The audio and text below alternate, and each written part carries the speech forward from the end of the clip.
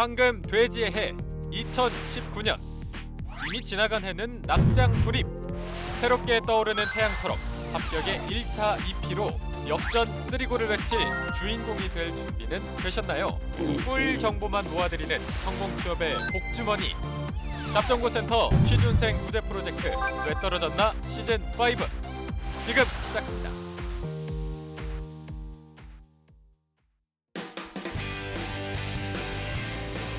네, 안녕하세요. 성공취업의 시작 납정고센터 이남규입니다. 네, 안녕하세요. 한유진입니다.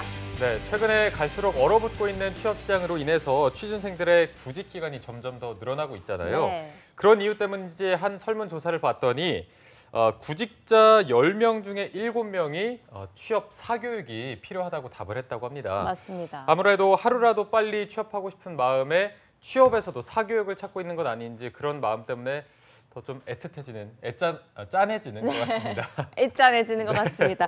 하지만 조사를 해보니까요. 구직자들이 한 해 평균적으로 얼마를 사교육에 돈을 쓰고 있냐.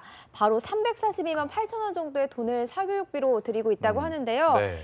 너무 비싸잖아요. 취준생 여러분들, 저희 잡정부센터는 100% 취업 알짜배기 정보를 모두 무료로 제공하고 있습니다.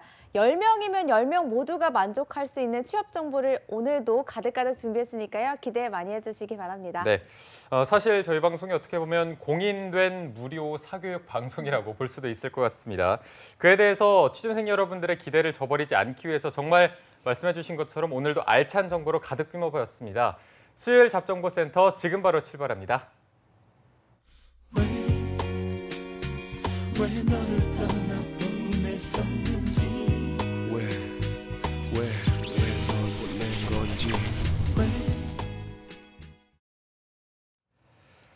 네, 답답하고 막막한 취업의 길 지원한 기업에서는 탈락 통보만 할 뿐 그 누구도 탈락한 이유에 대해서 알려주질 않습니다. 네, 아무도 얘기해주지 않아서 이걸까 저걸까 추측만 무성했던 나의 탈락 원인을 밝혀드리고요. 2019년도 상반기 공채 합격의 길까지 쭉 함께하는 취준생 구제 프로젝트 왜 떨어졌나 시간입니다. 네, 오늘은 저희가 희철 씨한테 가장 필요한 자소서 컨설팅을 받는 날이기 때문에 또 가장 중요한 분을 모셔봤습니다. 이분의 독서를 거쳐야 정말 합격 지름길로 갈 수 있는데요. 바로 모셔보도록 하겠습니다. 위포트의 조민혁 컨설턴트와 함께하겠습니다. 안녕하세요. 네, 안녕하세요. 반갑습니다. 네, 반갑습니다. 기분이 좋습니다. 오! 어제 늦게까지 축구를 봤는데 극적으로 또 극적으로 이기기도 했고 느낀 점이 많더라고요. 그 피파 랭킹 순위로는 사실 바레인이 훨씬 그렇죠. 100위가 넘어가지 100이 않나요? 넘어가는데도 그 경기를 보니까 연장까지 가는 걸 보면은 네. 얼마나 그 좀 절실함 또는 평소에 준비가 돼 있으면 좀 비등비등하게 갔잖아요. 네네. 거의 뭐 비슷한 수준으로. 그러니까 구직자분들도 너무 스펙에 전 연연하지 마시고 끝까지 저희 방송 보시면서 좀 절실하시면 막판 스퍼트를 좀 할 수 있지 않을까. 좀 답답한 마음도 있긴 했는데 아무튼 좀 속이 뻥 뚫리더라고요 마지막에. 그 헤딩골은 정말. 김진수 선수. 네, 김진수 선수의 헤딩골은 정말 멋졌던 것 같아요. 네. 기분이 근데 좋습니다. 뭐 혹시 방송 희철 씨 방송 보셨나요? 봤죠. 저는 라이브로. 저희가- 월요일 날 네. 방송 아마 홍기찬 쌤이 맞아요. 나오셔가지고 네. 더 이상 본인이 해줄 수 있는 게 없다고 그런 얘기 하는 자소서가 거 또 자소서에 중요하다고. 대한 중요성도 얘기를 했는데 네. 네. 그래요. 한번 오늘 좀 보면서 굉장히 얘기를 절실하게 준비를 하셨거든요. 글쎄요. 그거 한번 글쎄요. 봐야 될 것 같아요. 네, 그거는. 그러니까 바로 그게 또 절실하게 그러니까 절실하게 했죠. 150개 정도 지원하고 한 네. 거는 좋은데 네. 맞는 방향으로 했는지를 좀 점검을 저희가 해볼 네. 필요가 있고 네. 방송 막판에 그 얘기를 하더라고요. 안경을 바꾸라고. 어떻게 보시나요? 안경? 저는 사실 깜짝 놀랐어요. 처음에 방송 보고 다른 이력이나 이런 거를 떠나서 보는 그 이미지라는 게 있잖아요. 네. 고집하는 이유가 있나요? 뿔테한테?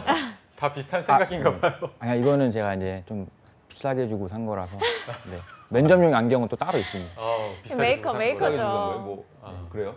예, 원래는 10,000원, 15,000원짜리 안경을 쓰는데 네. 요건 좀 큰맘 먹고 좀 산 거라서 저희가 네. 웬만해서는 이쪽 그 방송 진행하다가 카메라 감독님들이 터지지 않아요. 아, 네. 근데 지금 크크 지금 어금니 깨물고 계시거든요. 이게 뭔가 좀 송곳 같은 얘기. 저는 뭐 면접 얘기는 어제 하셨잖아요. 네네네, 근데 태성 사실 쌤이. 뭐 면접이라는 게 태성 쌤도 좋은 말씀 많이 해주셨겠지만 이렇게 딱 봤을 때 부담 없는 사람을 뽑거든요. 네. 부담이 좀 되면 안 됩니다. 아, 네네. 네, 그런 느낌을 먼저 자소서도 물론 중요한데 네. 최종에서 떨어지셨잖아요. 면접 과거에 제가 얘기를 들어보니까 네네. 그게 이제 불합격했던 이유가 안경 때문일 가능성도 되게 커요. 아 실제로요. 네. 그러니까 자소서는 적당하게 저는 오늘 조언 드리는 거 잘 쓰시고 면접 기회가 많이 오지 않을 거라는 거는 저는 홍기찬 쌤하고 같은 의견이거든요. 네. 그러니까 그런 기회가 왔을 때 그걸 놓치지 않으시려면 정말 완벽하게 세팅과 준비를 해야. 머리는 바꿨네요. 아 이거는 예전- 그 네. 선생님께서 조금 네, 아, 저희 만져주셨나요? 대기실에서 예. 아, 알겠습니다. 또 오늘 본인이- 굉장히 오늘이네. 전체적으로 봐주시네요. 오늘이 왠지 이미지 컨설팅의 네. 날인 것 같은 느낌도 드는데 혹시 티셔츠는 티셔츠요? 사람들 티셔츠 봐봐. 혹시- 아니 나만 뭐 이상한 사람 만들더니 기회만 있으면 자기들도 하이에나처럼 눈을 뜯고 아니 그게 말이야. 아니고 티셔츠가 굉장히 본인하고 너무 닮은 것 같아서 노리신 건가요? 아 밑에 강아지가 네. 아 요것도 좀 큰 맘 먹고 네. 큰 맘을 많이 먹으셨네요. 그래도. 네, 좀 비싼 별로라는 얘기예요. 뭘 잘 어울린다는 게 아니라. 아, 되게 네. 비싼 걸 좋아하시나 봐요. 아니요 이제 원래는 저렴한 걸 이제 입는데 네. 예전에 이제 좀 덜 절실할 때 아. 조금 가소비를 좀 해가지고 저, 요즘은 저희 안- 신생님 캐스트 한번 잡아주면 안 됩니까? 아주 난리가 났습니다. 저 지금. 아 진짜 잡아주시네. 옆에서 아, 끄끄대고 있는. 네. 이게 절대 무시할 부분이 아니에요, 희철 학생. 이런 보여지는 모습. 희철 학생이 막 이상한 이미지다 이게 아니라 네네 좀 학생 같은 느낌이 굉장히 강하거든요. 그런 이미지를 좀 개선하는 노력을 저는 좀 해주시면 좋을 것 같습니다. 아 네네 감사합니다. 저희가 전반적으로 또 한번 자소서 살펴보면서 중간중간 짚어드리도록 하겠습니다. 네, 그러면 이제 본격적으로 자소서 부분에 대해서 살펴볼 텐데 네. 희철 씨가 하반기에 서류 탈락한 부분들이 굉장히 많아서 본인이 자소서를 쓸 때 뭐 어떤 점이 고민이었는지 이 부분을 한번 먼저 들어볼까요? 아 네 일단 뭐 다른 취준생분들과 마찬가지로 뭐 여러 가지 항목에 있어서 좀 어려움은 있었는데요. 그 중에서도 저는 이제 입사 후 포부를 작성할 때 네. 어떤 내용을 작성하더라도 이제 제가 스스로 퇴고를 해볼 때 이게 당연한 것 아닌가라는 좀 생각을 계속 했던 것 같습니다. 뭐 예를 들어서 저 같은 경우는 그래서 뭐 A라는 내용을 넣었다가도 탈락을 하게 되면 A가 아닌가 해서 B도 넣어보는데 어떤 걸 쓰더라도 당연히 영업인은 이래야 하는 것이 아닌가라는 좀 스스로 딜레마에 좀 빠졌던 게 있던 것 같습니다. 네. 아무래도 입사 후 포부 또 어려워하고 그런 부분에서 많은 분들이 공감을 하실 텐데 이제 민혁 쌤이 희철 씨의 자소서를 총 다 받아 보셨잖아요. 자꾸 티셔츠로 눈이 아니 가시죠. 필통을 가져와서 내가 깜짝 놀랐네. 야, 여기 무슨 학원이니 여기가? 야, 저 친구 아주 열심히 하네. 또 받아 적으려고 아, 이렇게 준비를 해오셨습니다. 네. 자 그러면 희철 씨의 자소서 총평을 저희가 먼저 듣고 시작을 해볼게요. 총평은 4점. 4점이요. 네, 4점을 일단 드렸어요. 네, 이 기존의 뭐 윤호논 학생이나 뭐 다른 학생들 하는지 학생 이런 네. 친구들에 비해서는 조금 자소서 수준이 확실히 보완이 필요한 아, 수준이다. 일단 이렇게 말씀을 드리고 네. 아까 전에 뭐 지원 동기 작성이 어렵다고 하셨는데 그 어떤 노력을 하시나요, 보통 지원 동기 쓰실 때는? 제가 먼저 지원 동기 작성할 때는 예. 이제 직무에 있어서 어떤 경험을 해봤는지를 스스로 좀 되돌아보는 생각을 했던 것 같습니다. 근데 일단 이제 지금은 제가 인턴을 하고 있지만 그 전에는 제가 인턴 경험이나 그런 영업 관련된 이제 인턴 경험이 없어서 이제 좀 그런 부분에 소재를 잡는 데 있어서 조금 어려움은 있던 것 같습니다. 그래서 아르바이트 경험에 있어서도 이제 그 중에서도 판매 경험을 좀 주로 쓰려고 했던 노력을 했던 것 같습니다. 그거 뭐 예를 들어서 내가 대상그룹에 지원을 한다. 네, 영업관리 직무에 지원을 한다. 네, 그러면은 영업관리 관련된 경험을 토대로 지원 동기를 쓴다는 얘기예요? 네, 네 그 맞습니다. 말씀이세요? 그 네. 경험을 바탕으로 지원 동기를? 네네 그런 예를 들면 이제 네. 뭐 영업에 있어 그러니까 어디서 제가 뭐 아르바이트나 이런 활동을 통해서 예. 어떤 경험을 했는데 이런 경험을 가지고 예. 이제 그 대상이라는 그룹에서 이러이러한 부분에 기여를 하겠다 뭐 이런 식으로 좀 틀을 짰던 것 같습니다. 그럼 이렇게 생각을 해보세요. 제가 오늘 잡정보센터 수요일 코너에 오는데 네. 저는 여기 왜 와야 됩니까? 라고 했을 때 정희철 학생의 논리대로 제가 답변을 할게요. 네네 제가 가지고 있는 어떤 컨설턴트로서의 경험과 자소서에 있어서의 강점을 보여주려고 제가 여기 왔어요.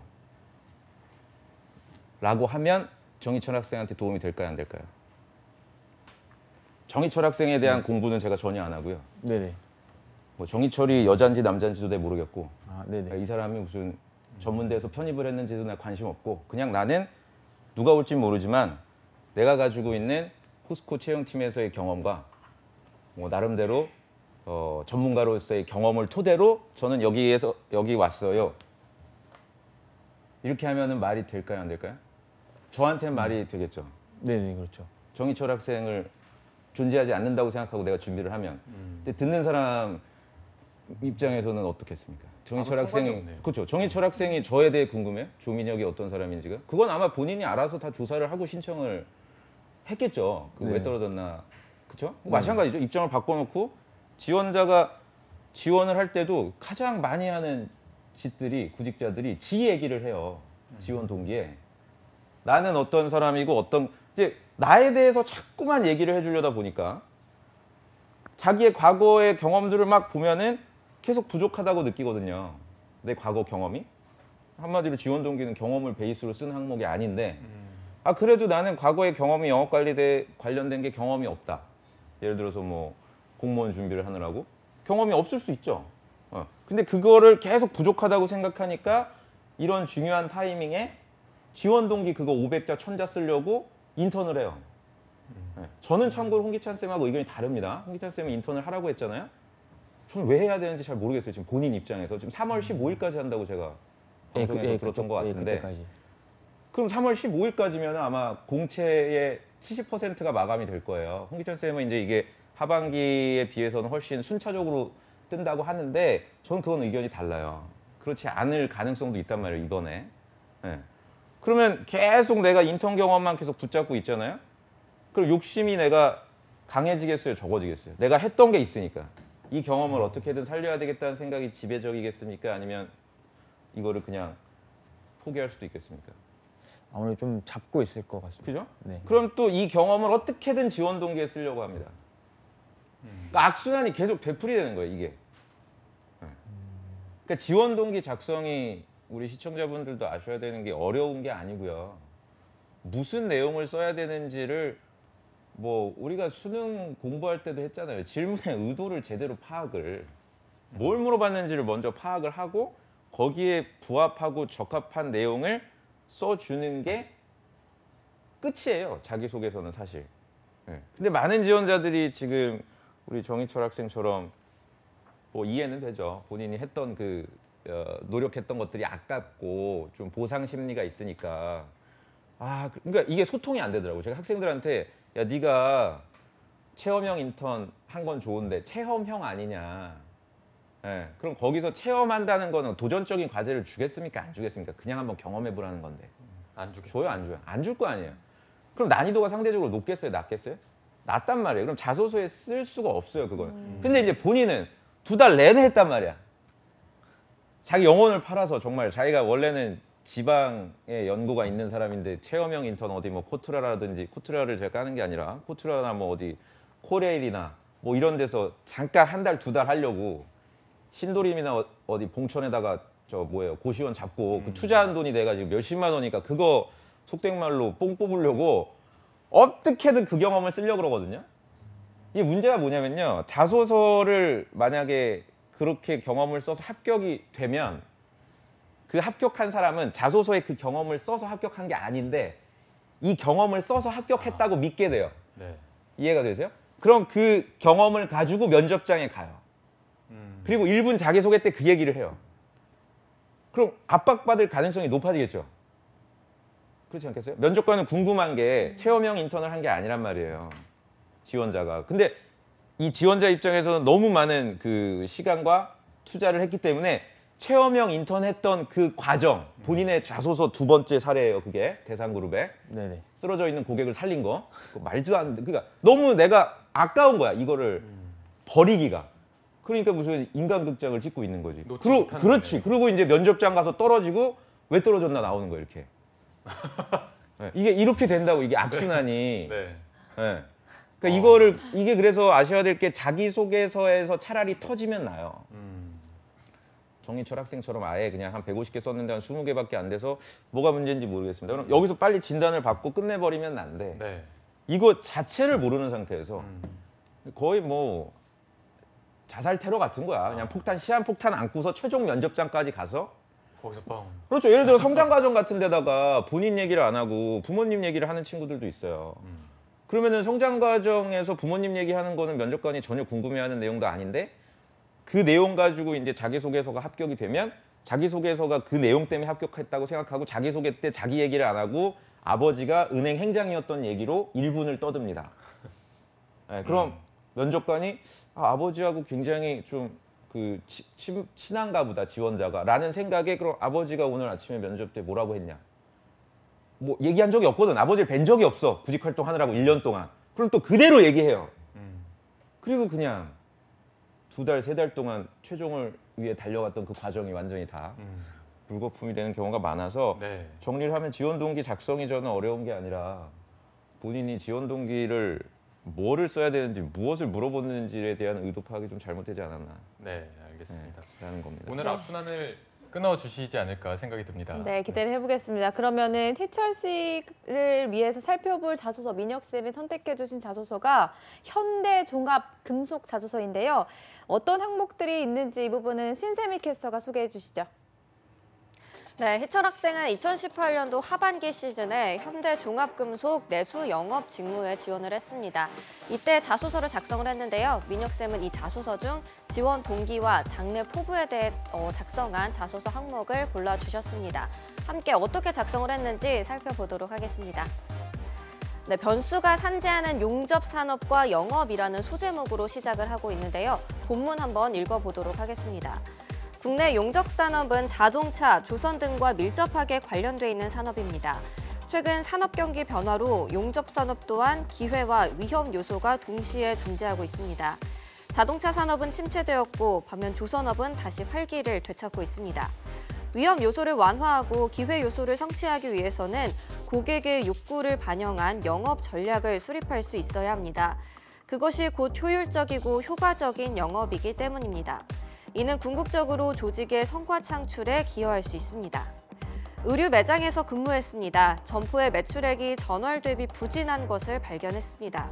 매장에서 근무해본 결과 직원들이 각자 바쁘게 움직여서 고객이 제품 설명을 요청할 만한 직원이 없는 것이 원인이라고 생각했습니다. 이를 해결하기 위해 매장 내에서 제품을 들고 있는 고민하는 고객이나 서로 제품 이야기를 하는 고객에게 다가가 적극적으로 제품에 대해 설명을 했습니다. 왜냐하면 고객끼리 잘못된 정보를 주고받거나 제품에 대한 세부 정보가 부족한 것이 이 구매 행동에 악영향을 미친다고 생각했기 때문입니다. 그렇게 실행한 결과 적극적인 저의 설명을 듣고 구매를 결정하는 고객을 보며 성취감을 느낄 수 있었습니다. 이를 통해 작은 세심함과 또 서비스로 고객에게 만족을 드릴 수 있다는 걸 배웠습니다. 이러한 경험을 통해 영업 직무 부분에 현대 종합금속에 기여하겠습니다. 이렇게 마무리하고 있는데요. 이 자소서 항목은 어떤 점이 부족했던 건지, 고치게 된다면 어떻게 고치면 될지 자세한 내용 스튜디오에서 살펴보겠습니다. 네, 희철 씨의 자소서 답변 항목을 한번 살펴보고 왔는데 희철 씨가 이 자소서를 보내주실 때 그 자료명이 공들인 자소서 이렇게 써서 보냈다고 했는데 맞습니까? 이제 제 기준에는 네. 그래도 조금 퇴고를 많이 하다 보니까 아. 네, 그랬던 것 같습니다. 퇴고를 많이 하셨고 그런데 이게 퇴고라는 게 하면 할수록 또 이게 안 좋은 게 눈에 보이잖아요. 오늘 또 이렇게 방송에서 직접 읽어봤는데 네. 지금 또 어떤 잘못된 게 보이시는지 어떤가요? 사실 저도 이제 제가 쓴 자소서를 직접 귀로 들으니까 약간 좀 웃음이 나는 것도 있었던 것 같은데요. 이제 계속 제가 보다 보니까 민혁 선생님 말씀해 주신 것들이 좀 조금씩 이제 드러나고 있는 것 같습니다. 네, 민혁 쌤, 이 항목을 픽해 주신 데는 이유가 있을 것 같아요. 지가 잘 썼다 그래서 공들였다 그래서 제가 공들였다 그래가지고 저도 공들였다는데 또 안 받을 수도 없고 그래서 잔뜩 기대에 부풀어서 봤는데 3점을 드렸어요. 3점이요? 저는. 이 답변이 3점이죠. 네, 이 항목은 제가 아까 제가 총점 4점을 드린 거는 네. 뭐 오늘 방송 시간상 다룰 수는 없지만 네. 뭐 제출해 주셨던 전체적인 자소서 쭉 느낌을 봤을 때 총점이 4점이었고 네, 요 지원 동기 항목에 있어서는 한 3점 정도인데 3점. 그 제가 일단 궁금한 거는 정희철 학생이 이제 150개를 지원을 하시면서 계속 이제 뭐 합격도 되고 탈락도 됐을 거 아니에요. 네. 그러면은 중간에 내가 직무에 대해서 잘못 이해하고 있나? 또는 직무를 이해하기 위해서는 어떤 좀 그 노력이 필요할까? 뭐 그런 행동을 혹시 하신 적은 있으세요? 한 몇 개 정도 지원하셨을 때? 이제 월별로 좀 구분해 보면 예. 이제 제가 8월부터 시작을 했으니까요. 8월부터 시작을 하면서 이제 조금 탈락을 하면서 아, 내가 뭐 직문을 잘못 이해하고 있나 아니면 혹은 중간중간마다 이제 질문을 내가 잘못 이해하고 있나라는 생각을 하긴 했었습니다. 그래서 그럴 때마다 내용 소재를 바꾸거나 아니면은 뭐 유튜브나 이런 곳에서 좀 검색을 통해서 아니면 또 오프라인 강의를 가거나 이런 것들을 좀 여러 가지 루트를 통해서 고민은 많이 해봤었습니다. 실제로 뭐 현직자를 만나보거나 이런 노력도 하셨어요? 네네. 영업 직무를 네네, 만나봤습니다. B2B 영업 직무에 대해 뭐라고 해주시던가요? 그때 이제 질문을 해보라고 하시더라고요. 예. 영업 관련 궁금한 것들을. 그래서 그때 식품업계 관련 영업자셨는데 이제 네. 제 기준에 있어서 뭐 관련 업계에서 이슈가 무엇이냐 좀 이런 질문들을 좀 하긴 했던 것 같습니다. 그래서 영업 방식이라든지 그런 것들도 좀 물어봤었습니다. 뭐라고 설명을 받았어요? 이제 그분께서는 이제 영업을 할 때 뭐 관련 매장이나 그런 유통되고 본인의 제품이 유통되고 있는 매장이나 그런 영업장에 방문을 해서 뭐 디스플레이 상태라든지 뭐 진열 위치라든지 그런 것들을 검토하고 또뭐 재고가 없는 것이 있다면 또 발주 상황도 체크하고 그런 식으로 좀 말씀을 하셨던 것 같습니다. 그리고 이제 자기소개서를 그렇게 파악해서 이제 작성하면서는 본인의 자소서를 뭐 공유한 적이 있으세요? 주변 사람들이나 아니면 오늘이 뭐 처음입니까? 아, 주변 이제 지인들한테는 공유한 적은 없고 예전에 뭐 카페 같은데 이제 한두 번 온라인 쪽에? 네네, 맞습니다. 불안하지 않았어요? 본인의 자소서가 뭔가 좀 잘못되고 있다라는 어떤 불안감이나 의구심 그런 건 없으셨어요? 아, 뭐 잘못되고 있거나 뭐 부족하겠다라는 생각은 있었는데 뭐 네. 어차피 제 자소서를 올려도 뭐 누군가가 이렇게 막 탐을 내서 뭐 복사해 갈 만한 자소서는 아닐 것 같아서 네, 그냥 뭐 과감하게 제가 드린 질문은 뭐냐면 객관적으로 내 자소서를 볼 수가 없잖아요. 내가 내 자소서를 뭐 매일매일 계속 보다 보면은 나는 내 자기소개서를 아니까 이 내용이 어떤 경험인지를 그러니까 글 쓰는 게 잘 써질 수 있어요. 경험 쓰는 항목이나 이런 거는. 근데 객관적으로 다른 사람이 봤을 때 뭐 예컨대 오늘 저희 방송에서 이렇게 공유를 하듯이 뭔가 다른 사람이 객관적으로 봤을 때 야 이거 경험 쓰는 거 좀 이상하지 않아? 라든지 뭐 야 너 설명을 듣고서 구매를 결정하는 고객을 보면 진짜 성취감을 느껴? 힘들지 않아? 이런 일 하는 게 진짜 성취감 느껴라든지 어떤 그런 주변 사람들의 조언을 들을 생각은 못 하셨던 것 같아요.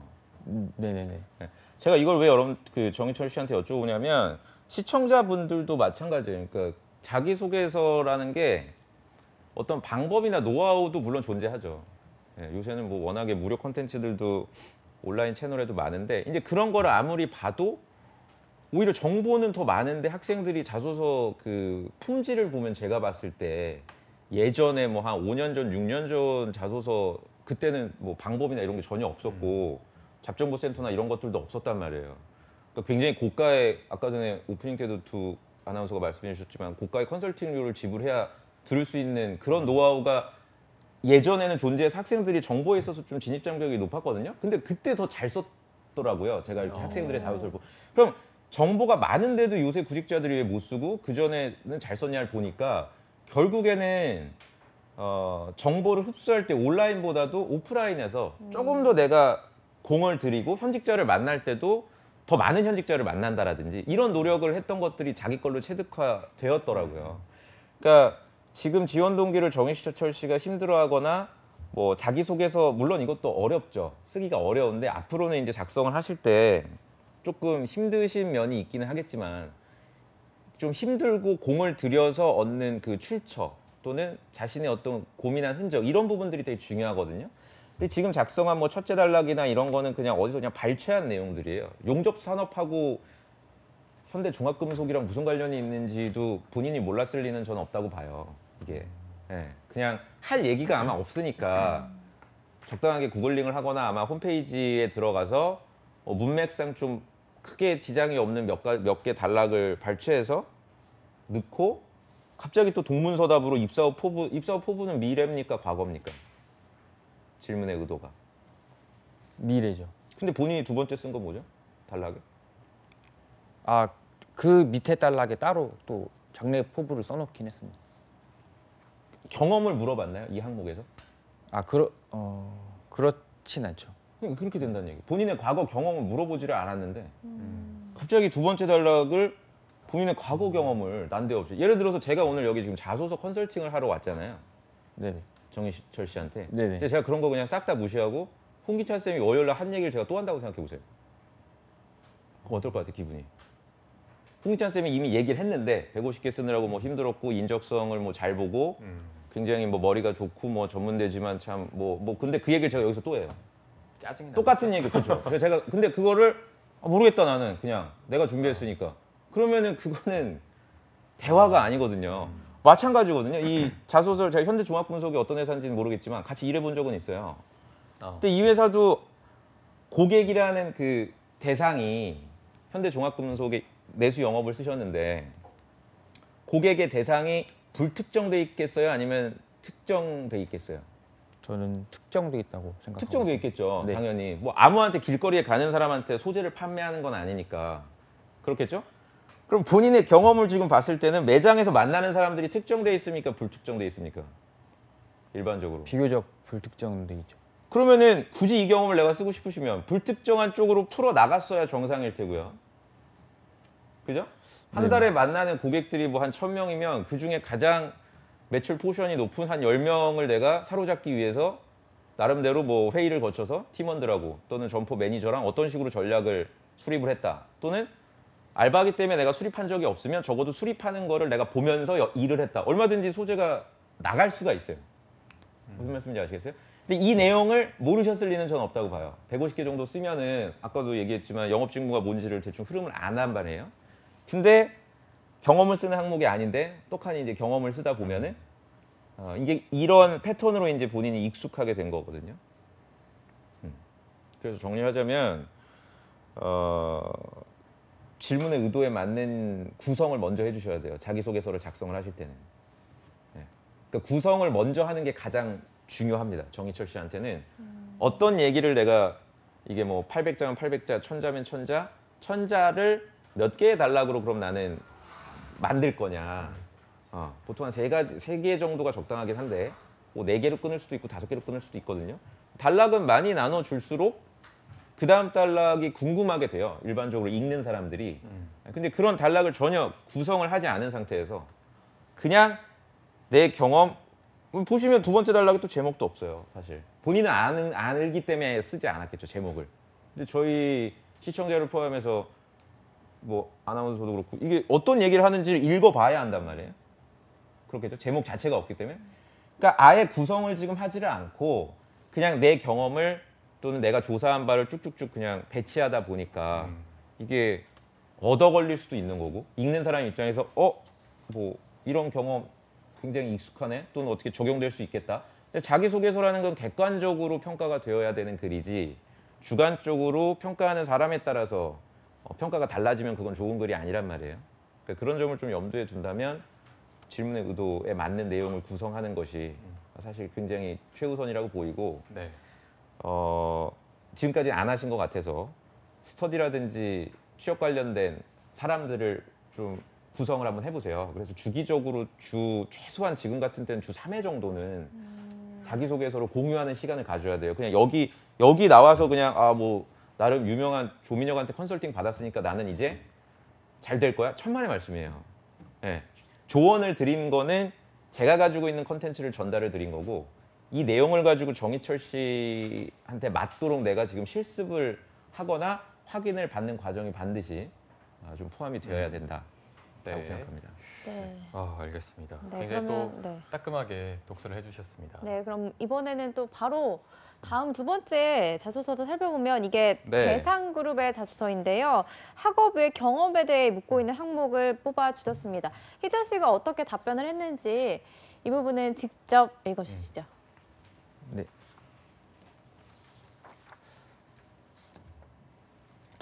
먼저 소제목은 최악의 상황에서 실현된 고객 지향으로 선정했고요. 네. 그리고 내용은 저는 의류 매장에서 근무할 당시 응급 상황의 고객을 만났던 경험이 있습니다. 매장 실내에서 근무하던 중 매장 구석 의자에 식은땀을 흘리며 앉아있는 고객을 발견했습니다. 발견 즉시 다가가 문제가 있는지를 여쭈었고 의식을 확인하고 호흡곤란이나 어지럼증 등의 증세가 있는지 확인했습니다. 고객은 의식은 있으나 어지럼증과 구토 증세를 호소했습니다. 저는 그 즉시 동료 직원에게 잠시 제 업무를 인계하고 큰 비닐봉지를 가져와 고객의 입에 댔습니다.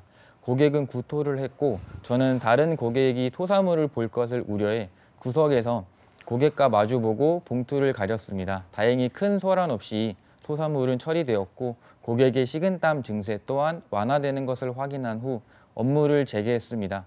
이 경험으로 스스로 안 좋은 상황에서도 고객 지향적 태도를 견지할 수 있다고 자부하게 되었습니다. 네, 굉장히 일단 구체적으로 한유진 아나운서가 어금니까 깍 깨물고 들었던 이유를 듣고 싶어요. 아니 갑자기 자소서에 자꾸 토사물이 나옵니다. 토사물 네, 그렇죠. 그 과정을 또 네. 굉장히 구체적으로 구체적으로 언급을 적어주셔가지고 해주셨는데 상상이 됐어요. 지난주에 저희 한은지 학생이 간호학과였는데 네네네. 네, 그분을 전화 연결하고 싶은 마음이 네, 응급 상황을 어떻게 저는 계속 그게 떠오르더라고요. 간호학 응급실의 상황이 네, 떠오르는 이 자소서를 저는 이제 2점을 2점이요. 점. 원래는 한 3점을 드렸었는데 네, 안 되겠더라고요. 3점을 드리기에는 이거는 제가 네. 좀 따끔하게 아, 얘기를 그럼 할 필요가 먼저 있을 희철 것 같습니다. 씨한테 본인이 한번 읽어보면서 네. 어땠어요 이게 좀? 사실 이제 제가 혼자 이제 뭐 노트북이나 이런 혼자 독립된 공간에서 이제 자소서를 쓸 때는 제가 쓰면서 아 이게 되게 특별한 경험이니까 내가 맞아요. 이걸 특별한 경험이에요. 네, 그래서 사실 이 내용에는 제가 뭘 덧붙이거나 한 건 전혀 없거든요. 네, 제가 있는 그대로 구체적으로 상황을 표현한 건데 네. 혼자 이제 타자를 치면서 이제 텍스트로 쓸 때는 아 이게 좀 특별하게 읽혀질 수 있겠다라고 생각을 했는데 네. 제가 지금 이제 선생님 말씀 듣고 스스로 읽어보면서 자꾸 이게 자소서라는 느낌보다는 뭔가 소설이나 드라마 같다는 생각을 자꾸 하게 돼서 네. 아 이게 뭔가 시작이 좀 잘못되었구나라는 생각이 들었습니다. 네. 네. 알겠습니다.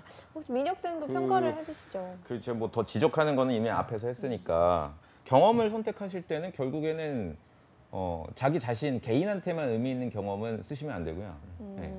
경험의 조건이라는 것이 있어요.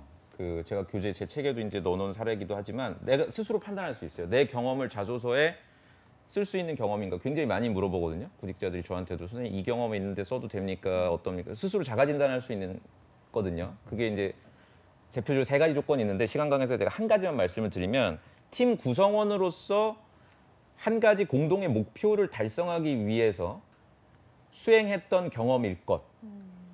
예, 중요합니다. 이건 시청자분들 적으세요. 내가 수행했던 경험이 팀 구성원으로서, 그러니까 당연히 팀원들이 등장을 하겠죠. 예, 팀 구성원으로서 하는 거니까 다른 뭐 무슨 그 담당했던 역할을 했던 다른 구성원들이 한 2~3명 또는 많으면 많을수록 좋아요. 그리고 동시에 그 구성원들과 함께 달성하고자 했던 한 가지 공동의 목표가 존재한다면 사용할 수가 있습니다. 근데 지금 작성하신 경험은 일단은 이 글로 봐서는 구성원이 등장을 하지 않고, 그죠? 그리고 구성원이 등장을 하지 않다 보니까 당연히 주관적으로 그냥 내가 느낌상 어떤 정성적으로 보람됐고 의미 있는 경험을 쓸 수밖에 없게끔 됩니다, 이게. 그래서 마지막에 보시면은 뭐 큰 소란 없이 뭐 처리가 되었고 확인하는 업무를 제기했다 그랬는데 이게 그럼 직무랑은 어떤 관련성이 있을지 모호해요. 읽는 사람 입장에서는 뭐 응급 상황을 이게 해결한 게 과연 뭐 직무에서 제철 그 종합 금속을 판매하는 판매 내수 영업 담당자가 참고로 내수 영업은 갑이거든요, 보통 일반적으로 해외 영업에 비해서. 저도 포스코에 있을 때 해외 영업을 했는데 내수 영업이 완전 갑이에요. 내수 쪽이 금속 분야는 공급량이 훨씬 적어요.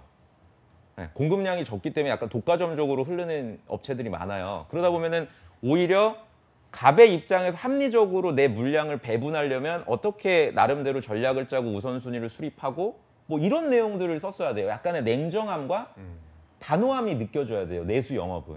모든 고객한테 막 맞춤형으로 전략을 수립하는 게 아니고요. 뭐 10이라는 물량이 있으면 상황에 따라서 특정 몇 개 업체한테만 팔을 몰아줘야 될 때도 있어요. 담당하는 업체가 보통 입사하시면 20개에서 많게는 50개 정도 되거든요.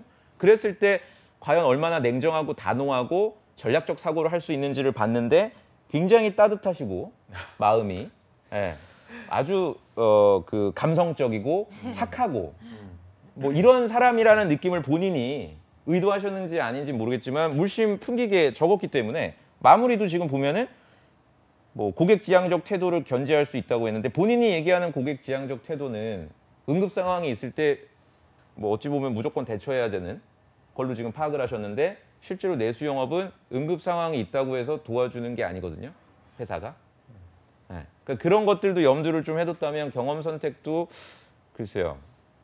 팀 구성원으로서 목표 달성을 내가 내 역할을 수행했던 쪽으로 기술이 되어야 된다고 보고 그리고 이게 지금 500자죠. 대상그룹이. 네, 제 기억에는 500자 정도 되는 걸로 제가 알고 네네. 있거든요. 근데 이건 자기소개서가 아니에요. 무슨 말이냐면 내용을 떠나서 지금 제가 앞서서도 말씀드렸다시피 자소서를 쓸 때는 뭐를 가장 중요시해야 된다 그랬습니까, 제가? 방금? 질문에 대한 그래서 의도를 어떻게 해야 된다 그랬죠? 먼저? 구성을 틀을 먼저 해야 된다 그랬죠? 네네. 구성이 없습니다. 그냥 경험만 툭 던져놓은 거예요. 나는 이런 경험 했으니 평가하는 당신들이 알아서 잘 해석해봐. 난 이런 사람이야. 그럼 굉장히 이기적인 자소서란 말이에요. 이렇게 쓰시면. 예를 들어 음식점에 갔는데 그냥 다 셀프니까 당신 입맛에 맞게 알아서 드세요. 이렇게 해놓은 지금 꼴이란 말이에요. 지금. 그러면 500자를 갖다가 과연 경험으로만 구성을 할 것이냐도 내가 생각을 해봤어야 되고 경험 외적으로 지금 학업 외에 직무랑 관련된 경험을 물어봤단 말이에요. 물론 물어본 건 경험만 물어봤지만 물어본 사람이 결국 궁금한 거는 이 경험이 우리한테는 어떤 의미가 있을 거냐. 내수 영업을 하는데. 뭐 이런 부분들도 좀 헤아려서 작성을 했으면 더 좋지 않았을까. 네. 저는 그래서 좀 전체적으로 봤을 때 물론 이제 뭐 구직 활동을 혼자 하시다 보니까 또 기간이 길어져서 나름대로는 열심히는 하셨다고 판단이 되나 뭐 지금도 늦은 건 아니지만 조금 더 작년에 빨리 방향을 잡았다면 좀 어땠을까? 이게 왜냐면은 본인이 느끼시는 지금의 시간의 속도와 작년에 느끼는 시간의 속도가 다를 거예요. 더 지금 조급하고 좀 불안한 면이 있지 않으세요? 해가 바뀌면? 24, 5살이 아니기 때문에. 네, 그래서 저 이제 작년에도 취업에 임할 때 좀 약간 나름의 배수진을 치고 좀 임했던 게 있어서 요번에 할 때 좀 지금도 약간 좀 급한 마음은 있습니다. 네. 그래서 저는 이제 작년보다 이제 조금 더 불안해지기 시작하거든요. 그러면 이제 그 불안한 심리가 자기소개서에는 이제 드러나진 않아요. 물론 이제 배운 대로 쓰시겠죠. 노력을 하시면 이제 면접장에 가면은 더 불안해지기 시작해요. 네. 작년에 비해서 내가 서류 통과 진짜 어렵게 됐는데 이번에는 무조건 또 합격해야 되겠다 이런 시간에 쫓겨가지고 면접에 떨어지는 경우도 많아서 저는 자소서 지금 쓰시면서 면접도 반드시 병행하셔야 돼요. 태성 쌤이 어제 좋은 말씀 많이 해주셨겠지만 뭐 이런 얘기 이제 내일 제가 또 연장선상에서 드리겠지만 면접도 지금 같이 병행을 하면서 익숙해져야 돼요. 계속. 그러니까 면접이 잡혔을 때 설레야 됩니다. 지금 정희철 씨 마음이. 네. 면접 잡혔으니까 아우 이거 어떡하지? 난 왜 떨어졌나 나와가지고 자소서만 대비했는데 이제 또 면접 어떡하 이렇게 되시면 안 되고 네네. 내가 이제까지 면접도 했고 뭐 차근차근 준비를 해왔으니까 다음 주에 면접 한번 잘 봐봐야지 뭐 이런 태도가 되시면 뭐 금방 취업이 되지 않을까 네, 생각이 알겠습니다. 오늘 자소서 컨설팅과 관련해서 많은 얘기를 해주셔서 희철 씨가 오늘 방송 보시면서 궁금한 점이나 이런 거 생기면 저희가 내일 토탈 컨설팅이 예정이 돼 있으니까 내일 해주시면 좋을 것 같고요. 거기에 또 상반기 공채 대비도 함께 전략을 짜오시고 네. 조미혁 쌤도 내일 토탈 컨설팅에서 뵙도록 하겠습니다. 두 분 고맙습니다. 한마디 들어봐야 되지 않아요? 그래도? 내일 한번 같이 내일이요? 들어보도록 하겠습니다. 알겠습니다. 네, 두 분 고맙습니다. 고맙습니다. 네, 잡정보센터 1부는 여기서 마무리해보고요. 잠시 후 2부에서는요. 일자리 방방곡곡이 준비되어 있고요. 네, 그리고 갈 곳 없는 취준생들의 인권을 지키는 코너죠. 취준생 인권위원회도 준비되어 있습니다. 네, 어디 가지 마시고요. 채널 고정.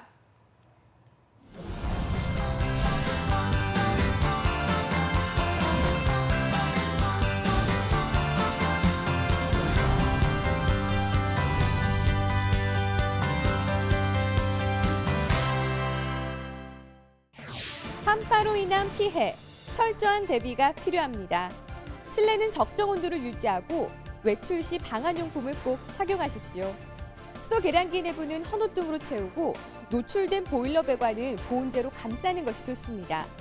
장기간 외출 시 수도꼭지를 약하게 틀어 동파를 예방하십시오. 비닐하우스나 축사 내부엔 단열재, 보온재 등을 설치하고 양식장 어류는 미리 월동장으로 옮겨놓는 것도 좋은 방법입니다. 한파, 미리 대비하여 안전한 겨울 보내시기 바랍니다.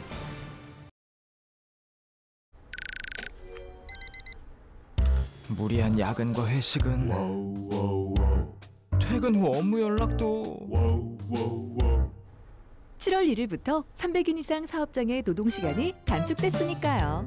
집중해서 일하면 회사도 가족도 더 많아진 일자리로 청년들도 일은 줄이고 생활은 높이는 행복 밸런스 일생활 균형. 고용노동부가 함께합니다. 한국 직업 방송을 보면 취업이 보입니다.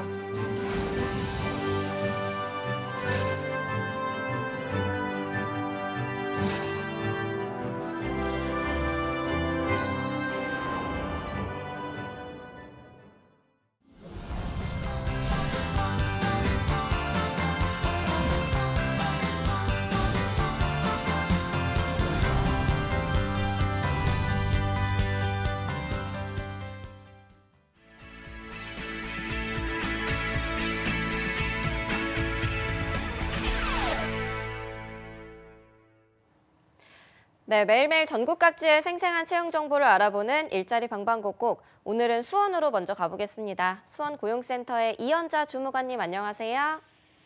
네, 안녕하세요. 수원고용복지플러스센터의 이연자입니다. 네, 오늘 채용 소식 알려주시죠. 이번 주 소개해드릴 구인업체는 수원시 권성구에 위치한 주식회사 C원입니다. 소방시설 점검 유지 보수 및 건설 안전관리 서비스를 제공하는 업체로 산업안전원 1명을 모집합니다. 직무 내용은 건설 현장에 안전점검을 하는 것으로 학력은 고졸 이상, 경력은 관계없이 지원 가능합니다. 청년층과 컴퓨터 활용 능력 우수자를 우대하며 주 5일 근무로 급여는 연 2,400만 원입니다. 접수 마감일은 1월 25일까지이니 관심 있으신 구직자분들은 워크넷 구인 정보를 확인하여 이력서와 자기소개서를 준비해 방문 또는 이메일로 지원하시기 바랍니다. 네, 경력이 무관한 구직원으로 산업안정원 1명을 채용하고 있습니다. 관심 있는 분들의 많은 지원 바라겠습니다. 주무관님 오늘 소식 고맙습니다. 네, 고맙습니다. 네, 다음으로 서울의 박가혜 주무관님 연결해 보겠습니다. 주무관님 안녕하세요. 네, 안녕하세요. 서울고용센터 박가혜 주무관입니다. 네, 오늘 서울에는 어떤 채용 소식이 준비되어 있나요? 네, 서울 송파구 법원로에 위치한 주식회사 RPO에서 건축시공 기술자 1명을 모집합니다. 대졸 이상의 학력이 필요하며 경력이 무관한 신입 경력 채용입니다. 운전은 필수이며 태양광 발전사업 개발팀에서 시공, 운영관리, 사업성 검토 등을 담당하게 됩니다. 태양광 관련 업무 경력자, 캐드 가능자, 구조물 토목, 전기 도면 작성 가능자 및 직무 관련 자격증 소지자를 우대합니다. 급여는 연봉 2,400만 원 이상입니다. 접수는 이메일을 통해 이력서, 자기소개서 등을 제출하시면 되고 자세한 사항은 워크넷을 참고하여 지원하시면 되겠습니다. 네, 건축시공 기술자를 경력이 무관하게 한 분 채용하고 있습니다. 채용 시 마감되는 구직건이니까요. 관심 있는 분들은 빠른 지원 바라겠습니다. 주무관님 오늘 소식 고맙습니다. 고맙습니다. 네, 지금까지 일자리 방방곡곡 경기와 서울 지역의 채용 정보 알아봤습니다.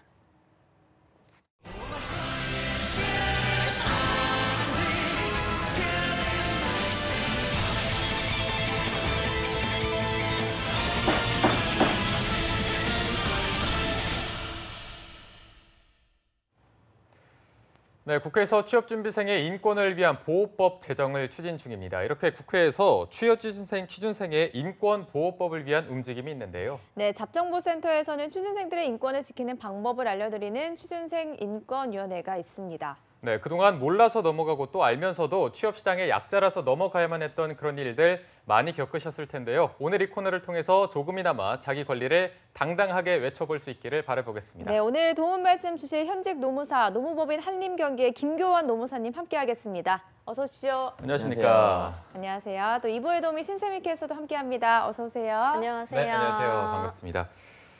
뿜이 아버지. 기억하시네요. 아, 예. 1년 만에 거의 저희가 뵙는 것 같습니다. 작년에 보고 올해 들어 처음 뵙는 거 맞죠? 저도 어제 대본 보고 처음 알았어요. 워낙 네. 정신없이 지내다 보니까 맞아요. 새해 첫 방송이라는 걸 맞아요. 어제 알았어요. 네. 이게 더 오랜만에 뵙는 것 같은 그런 느낌이 드는데 새해 계획 혹시 세우신 거 있나요? 좀 늦은 감이 있지만. 지금 그 많은 분들 만나봤지만 새로운 질문이라서. 아 정말요? 네네. 아무도 안 물어봤어요. 아무도 안 물어봤어요. 아. 그냥 늘 하던 대로. 하던 대로 어떤 네. 셋째 계획 그냥- 이런 거. 아니요.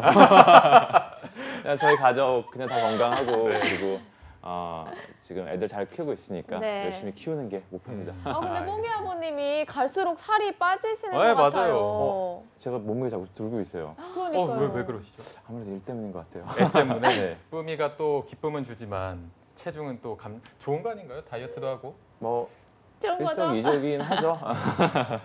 모든 걸 감수하고 있는 아버지의 표정이 또 이렇게 드러나는 것 같습니다. 네, 맞습니다. 자, 그럼 교원 씨 오늘 준비해 주신 주제는 어떤 건가요?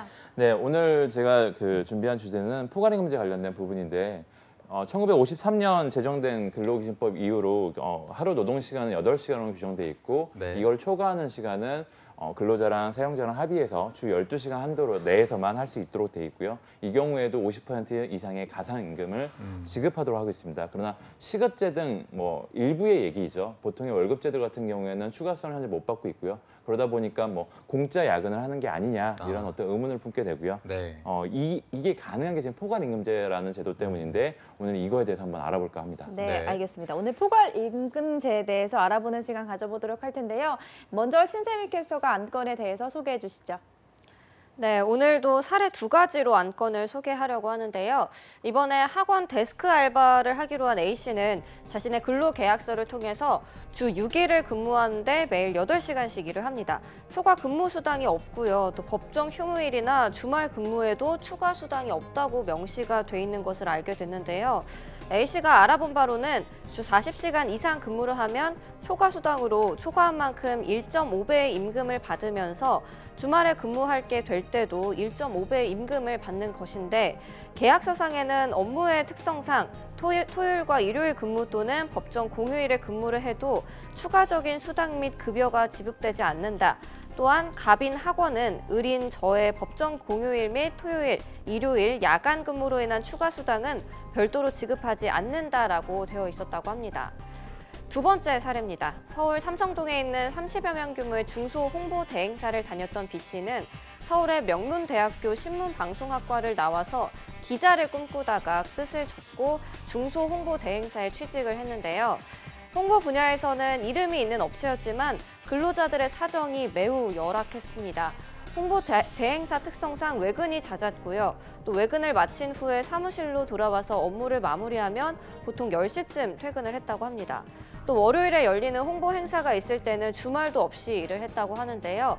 휴일이면은 툭하고 전화를 걸어와서 업무 얘기를 하는 상사에게 또 노이로제가 걸릴 지경이라고 합니다.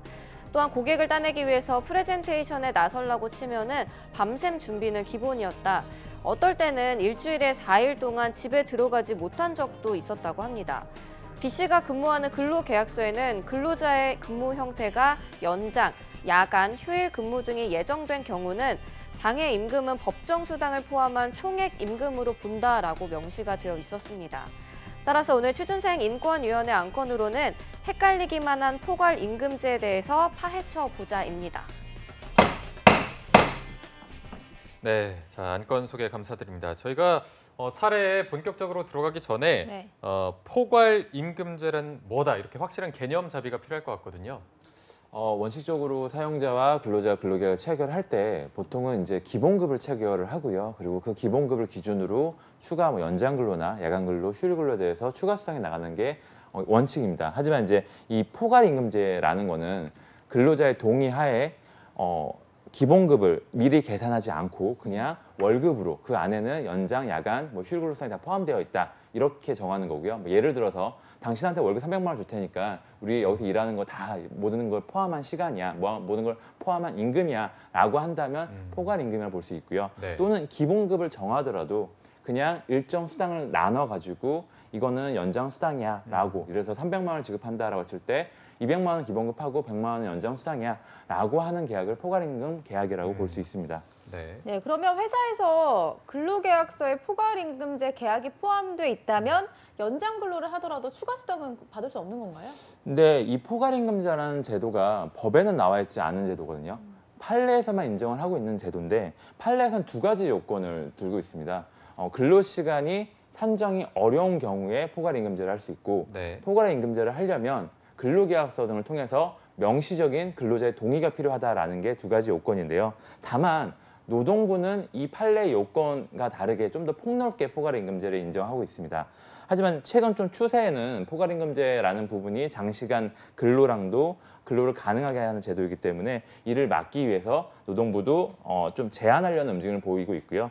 이를 정확한 어떤 지침으로 아직까지 발표되고 있지는 않지만 판례의 기준에 따라 포괄임금제가 인정될 가능성이 높아질 것 같고요. 이런 변화된 움직임에 따라 BBQ라든지 UMF라든지 넥슨의 자회사인 네오플 같은 경우에도 포괄임금제를 선제적으로 폐지하는 회사들도 생기고 있습니다. 네. 자, 저희가 앞서 사례를 좀 보니까 모두 이 계약서에 업주가 포괄임금제에 대해서 지급하지 않겠다 이런 의미가 좀 포함된 것 같아서 이게 첫 번째 사례 A씨와 B씨가 연장 근로를 하더라도 이 포괄임금제 때문에 수당을 따로 못 받는 상황인가요? 우선 제가 판례 기준대로 한번 보겠습니다. 아까 두 가지 요건을 말씀드렸죠. 네. 그러니까 근로시간 산정이 어렵고 그리고 동의가 있었느냐 이 두 가지 요건인데 첫 번째 사례 보시면은 A 씨 같은 경우에는 데스크 알바 직원입니다. 근로시간 산정이 어렵다고 볼 수 없고요. 네. 그리고 거기 보면은 추가 수당을 지급하지 않겠다라는 내용을 쓰고 있는데 이건 추가 수당을 포함했다는 어떤 동의를 한 근로계약서가 아니거든요. 그냥 지급하지 않겠다. 너 연장근로 하더라도 난 지급하지 않을 거다라는 거지. 당신의 임금에 얼마를 포함하고 있다는 내용이 아니기 때문에 이거는 이러한 임금 근로계약은 포괄임금제로 볼 수 없고요. 두 번째 사례 같은 경우에는 근로계약서에 포괄임금제라는 건 명시가 되어 있는 것 같습니다. 다만 이제 근로시간 산정이 어렵냐 가능하냐의 부분인데 외근 업무가 잦다라는 부분에서는 근로시간 산정이 어려울 텐데 다만 진술하신 거 보면은 외근한 다음에 다시 사무실로 들어와서 내근 업무를 하고 있다라고 얘기를 하고 있거든요. 이 얘기는 결국에는 다시 들어오기 때문에 충분히 근로시간 산정은 가능하고요. 그렇기 때문에 포괄임금제로 인정하기는 어렵습니다. 네, 여러분들도 예외적으로 인정된 제도였다는 점을 꼭 숙지하셨으면 좋을 것 같고요. 네. 또 고용노동부가 포괄임금제에 대한 움직임을 보이자마자 기업들에서는 줄지어 이 포괄임금제를 폐지하기 시작했는데요. 근로자들에게는 이 폐지만이 답이 아닌 것 같아요. 교원쌤은 어떻게 보시나요? 그러니까 정확히 보셨는데요. 그러니까 포괄임금제라는 거 아까 말씀드렸지만은 아까 예를 들어서 300만 원에 연장근로 수당 100만 원이 포함돼 있다라고 하는데 갑자기 포괄임금제 폐지한다고 한다면 근로자는 원래 받던 고정급 300만 원 다 받기를 원할 거고요. 네. 사업주는 그중에 100만 원 연장근로 수당이기 때문에 당신의 고정급은 200만 원이야라고 할 가능성이 높아지는 거죠. 결국에 이거에 대한 조율이 없다라고 한다면 결국 포괄임금제를 폐지하면 근로자만 불이익을 받게 되겠죠. 앞에 말씀드렸던 그 새 업체 같은 경우에는 다행히도 원래 받던 포괄임금제 모든 임금을 그대로 기본급화했는데요. 실제 이 부분이 어떤 노동부 지침으로 어떠한 방향책을 제시할지 그분이 좀 추후에 좀 관심을 두셔야 될 부분입니다. 네. 그렇다면 어쨌든 지금 상황이 포괄임금제를 없애는 기업들이 하나둘 늘어나고 있다는 추세라고 볼 수 있는데 그럼 이렇게 포괄임금제도가 폐지가 된다면 좀 다른 대책이 필요할 것 같거든요. 이에 대한 움직임도 따로 있나요? 그러니까 포괄임금제가 폐지가 된다면 결국엔 추가 수당을 지급해야 되는 문제가 발생하는데요. 문제는 추가 수당을 지급하기 위해서는 근로시간 책정이 돼야 됩니다. 네. 근데 아직까지 우리나라 현재 근로기준법에는 근로시간 책정에 대한 의무화, 그러니까 사업주한테 의무를 두고 있는 규정이 없어요. 그러다 보니까 지금 실무적으로도 발생되는 문제가 근로자는 본인이 연장근로 한 거를 공책에 적어놓습니다. 10시, 11시 이런 식으로 적어놓는데 사업주는 우리는 근로시간 모른다.